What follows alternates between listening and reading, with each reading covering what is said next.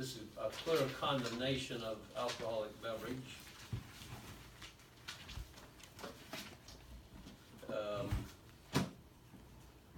29. Yeah, 29.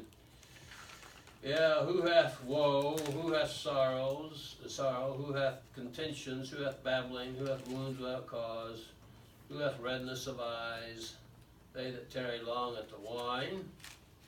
Go on. Yeah, this doesn't contain strong drink, but there are some that, if you look at the word, so, in other words, in this passage, wine is condemned because it's alcoholic.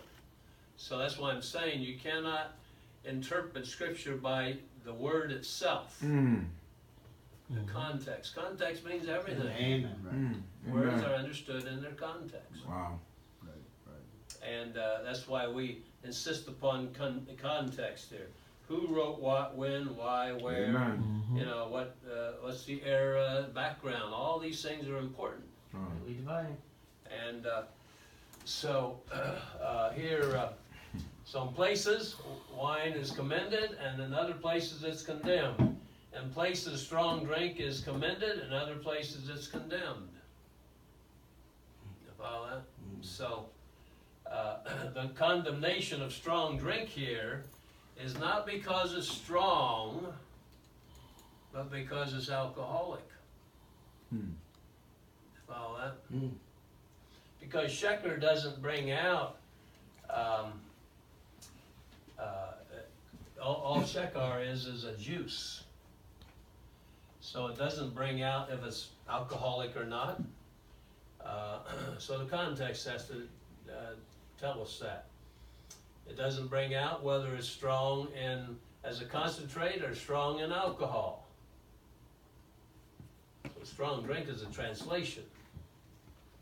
And this beverage is commended in places and is condemned in places. So when it's condemned, it means that as a beverage is fermented. Just like this is a beverage, when it's condemned, it's fermented. All right? Can I ask something, Pastor? Yeah. What does it mean, verse 31 of Proverbs, same chapter, says, Look not thou upon the wine when it is red, when it giveth its color in the cup. Does that imply that that's when it's alcoholic, or does that imply that there's a process by which somehow there's a color, or no color, or less color when it's juice? Or is there any real meaning to that? It's just symbolic somehow? Yeah, I'm not sure on all that. I mean, obviously there's meaning to it. Because it says, when it moveth itself aright, underneath that it says, at the last it biteth like a serpent. Obviously it's talking about fermented, but like right above it says, they that go to seek the mixed wine. So I just, I just wondered, because I thought maybe color mattered. Yeah, well, these would be some specific things that relate to the ancient world. But certainly the first clause in verse 30, they that tarry long at the yayin. So that's pretty clear. Yeah. And then probably some specifics here, maybe the coloring of it, it'd be known by its color in those days. And Even today, you put a bottle of juice and a bottle of wine and say pick which one's wine, you can tell there's a difference in color. You can almost see the grape juice as the purple it is, and the wine has almost a maroonish I mean, you know. I've never done that. Yeah, No, but that's, I'm not saying you. You read about it. I read about it in a book. All right. I was reading one after. You see,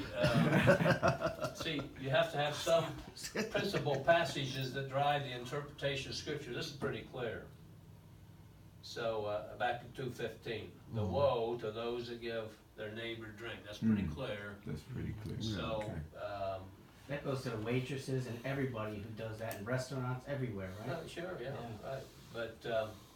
But in the Bible interpretation, since this is inspired and it's a woe, it's applicable to anybody prior to this and anybody after this. God doesn't change his mind on these things. So, but it's clear in a very weak biblically weak America that we live in, the interpretation is going to be something far weaker than a total abstinence. So why? Who has a problem with total